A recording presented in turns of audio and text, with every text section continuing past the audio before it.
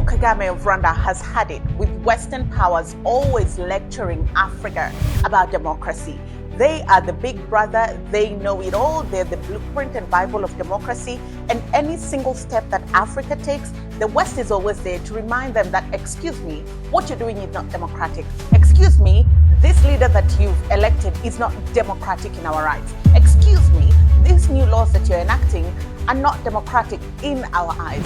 And President Paul Kagame says a time has come where the chicken have come home to roost.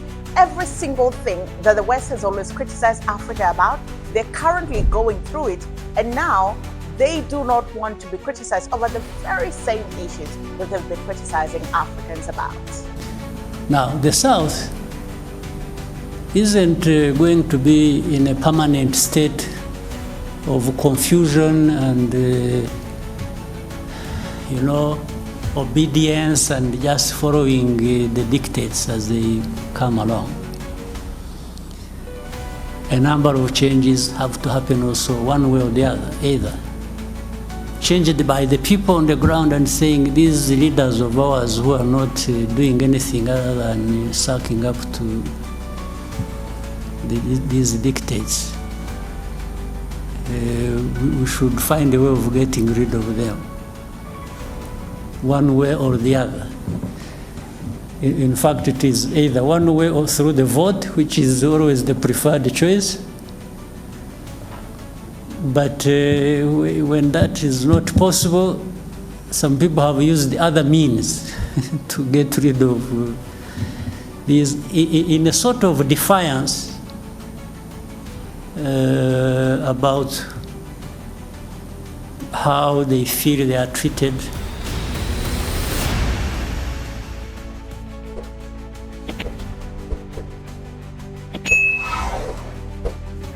Hello there, how are you doing? Welcome to another episode of our conversations. My name is Ondiro Oganga. I'm a business journalist by profession and a digital content creator.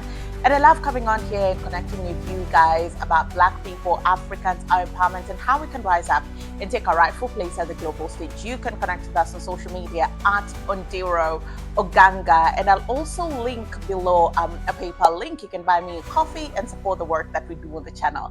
Now, before we start, if you look at the statistics of the channel, it says over 90% of you who watch our videos have not subscribed. So I want to ask you to take a moment, scroll down below. You see that red button? Kindly hit it. Subscribe goes a long way in helping the content of our channel. And I'm going to make a promise to you that if you subscribe, you can be guaranteed that every single Monday to Friday you're going to come here and you're going to find that we've published videos that are about people, politics, policies, culture, food, about Africa. And I'm also gonna put this challenge out there. If we can hit 50,000 subscribers, I'm gonna start interviewing key industry, thought, and business leaders across the African continent. So this is a challenge I'm throwing to you. If we can hit it, the sooner we hit it, the sooner the interviews will come to the channel. Let's get into today's video. So the other day I attended a press conference that was held by President of Rwanda, Paul Kagame, with journalists from across the country who work for different media houses. And there was one gentleman that asked a really pertinent question. And he worded it really well, and he laid great background to this question. He said, currently we're seeing Europe and the US, just the global north essentially, struggling with the very same things that they've always harshly criticized Africa about. Let's put this into context for you. Take a look at a country like Germany, yeah? They're going through economic hardship. Like, this is a time where the economy is feeling the impact of every other thing that's going on globally, plus their own internal challenges. There was a time they were technically in a recession because back to back, the growth in their quarters was not increasing. Take a look at a country like France. Total chaos. There have been protests. I've lost count for how many months protests have been going on in France. And this is a very, very, very important protest because you have people like farmers who are protesting. That tells you a group like farmers, they're the backbone of any community, not just in France, but also Europe and the rest of the world. That tells you that there are pertinent problems in that country. Emmanuel Macron called for a snap election, which, what's the English word? In Swahili, we say aliponea chupu chupu. He won by a very slight margin. I don't know if that makes sense. So that is the state of that country. There's no political cohesion. Economy is in tumble, and there's just no unity. The rates of crime are rising in that country, but nobody is saying anything. Stay with me. Stay with me. Nobody is saying anything. Then you have the US. Oh my God. Here we're going to spend a little bit more time. The US recently went to an election. They had two candidates. They had Kamala Harris and they had Donald Trump. Now, I tell you for a fact, if this election was in Africa, if it was Kamala Harris and Donald Trump vying in an African country, first of all, the West would have expected that the lady should win by a margin, and any other thing outside of that is undemocratic, is unconstitutional, and you're very backward people. What happened during that election? Donald Trump won all the 7 swing states. He won all the 7 swing states. The Democratic Party did not hold a nomination, rather did not have delegates pick who they wanted to be president. Joe Biden nominated Kamala Harris because of the internal party politics, and the party stood behind her. Where was the democracy in that? Right? We saw the coverage of that election and how President Donald Trump was vilified and called Hitler and all those things.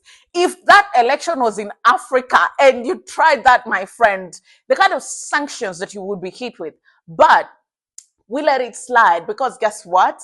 It's America doing it, right? The elections come, the elections go. Everybody is acting like they didn't use very unsavory language. Everybody is acting like the media wasn't trying to interfere with this election. Everybody is acting like the people who were doing the pollsters weren't extremely wrong about this elections. They called it a close election, and it was nothing close to a close election. Then let's go to the UK. Can you count how many times they've changed their prime minister? Can you count how many times the United Kingdom has changed their prime minister? Liz Truss did not even last 100 days. She was outlasted by, was it the lettuce or the cabbage? That is the state of that country. Now they have Kemi Badenoch, who is fighting illegal immigration, yet Brits are fighting her, calling her an immigrant because she is black, of Nigerian descent, and only went to the UK as a teenager. Don't you see the correlation here?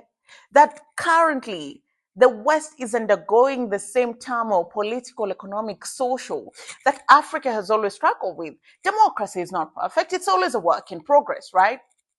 But one way or the other, Africa has always been vilified for going through that process. Africa has always been looked at as less than because they're being patient with democracy, because they're asking questions, because they're not content with the outcome of democracy. And the military leader of Guinea once put this, is it Guinea or Gambia? I think it's Gambia. He really put it really well at the United Nations General Assembly. He said, you are asking us to adhere to democracy, but where did this democracy come from? This is your democracy. You're asking us to adhere to your own democracy. Now a time has come where the owners of democracy are unable to adhere to their own democracy. I'll take you back to when President Joe Biden beat Donald Trump.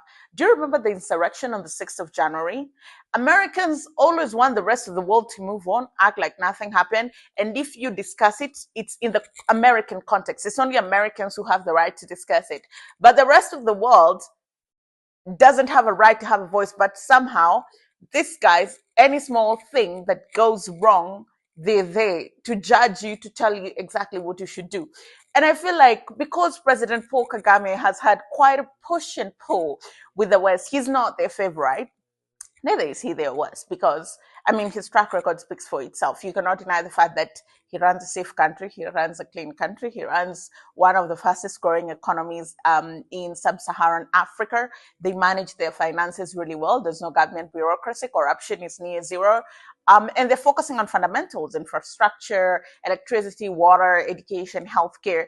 These are things that they're visible. So you might hate the man because he's been in power for close to 2 decades, but you cannot hate the work that he's done for his people. And so I feel like this was such a sweet moment of him to take a shot back at the people who've always been very harsh critics of his leadership, of his country. And this is exactly what he had to say. Of political institutions or other things, to make sure we identify with what people think works for them, and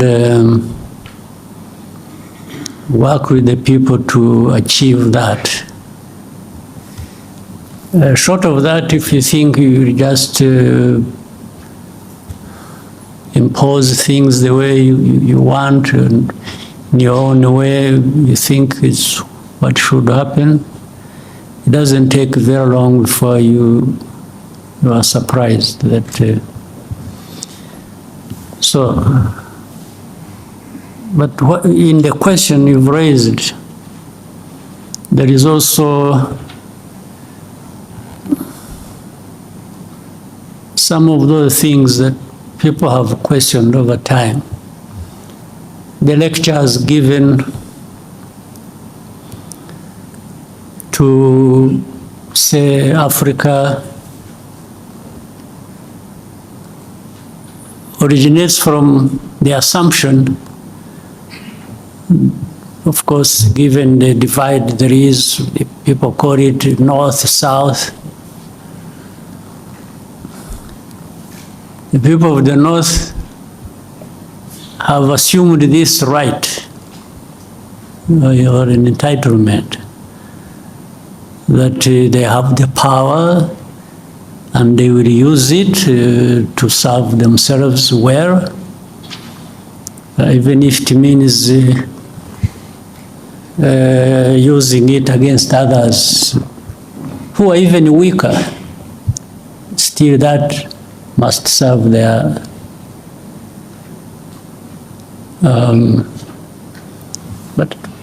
but a couple of things are interesting. While you are assuming that you have every right to take it to others and feed it to them, whether they want it or not. At the same time, at home, meaning the home of those people who think like that, there are internal processes, internal contradictions, because the people there also are saying, what are our leaders, our governments doing for us?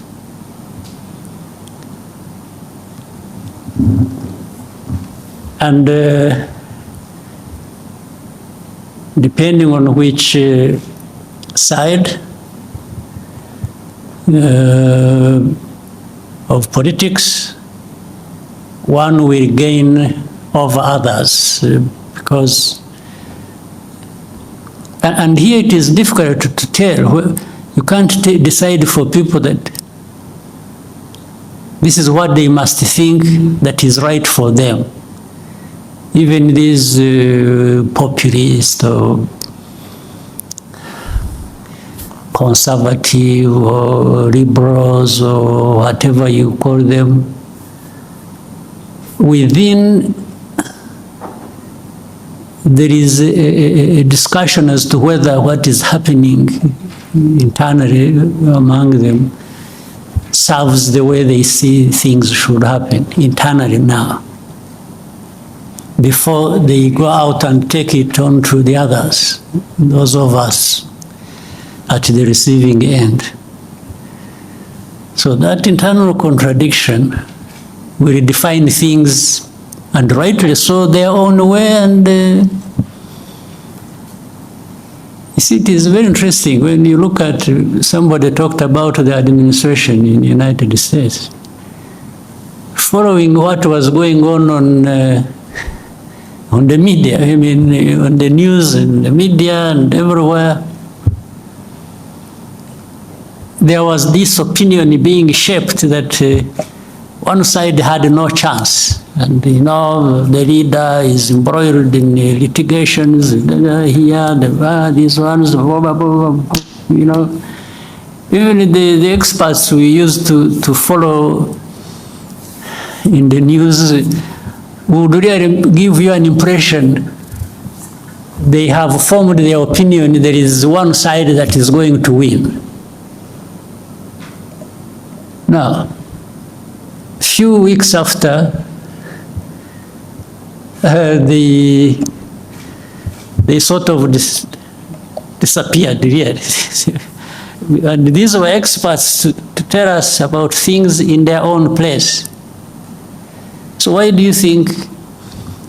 Because they were saying one thing, they were forming their opinions, they want everybody to believe that for one reason or another.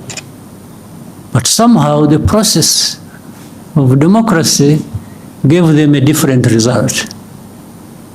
And they had to swallow their pride and accept what has happened. So that is in their area. So now, as it were from the beginning, they were used to taking it on some other people somewhere else, the South. Now, the South isn't going to be in a permanent state of confusion and, obedience and just following the dictates as they come along. A number of changes have to happen also one way or the other, either changed by the people on the ground and saying these leaders of ours who are not doing anything other than sucking up to these dictates. We should find a way of getting rid of them, one way or the other. In fact, it is either one way or through the vote, which is always the preferred choice. But when that is not possible, some people have used the other means to get rid of these in a sort of defiance about how they feel they are treated by these leaders, or by extension, those who dictate their leaders, who dictate to their leaders what to do in their own countries. So one way, it will always give somehow, change will happen. So what we see on the political, economic, geopolitical landscape is a result of that. There is soul searching at different levels by different people, and it doesn't matter the weak, the strong, and there will always be a way to give in terms of the outcomes. So in Africa, Africa is no exception. Well, thank you so much for watching. Again, 93% of you guys who watch our videos have not subscribed. So please hit the subscribe button, like this video, comment down below what you think. Is democracy in the West crumbling, or it's just a phase that they're going through? And do we need to extend them the grace that they don't extend Africa? Thank you for watching. I'll see you again next time.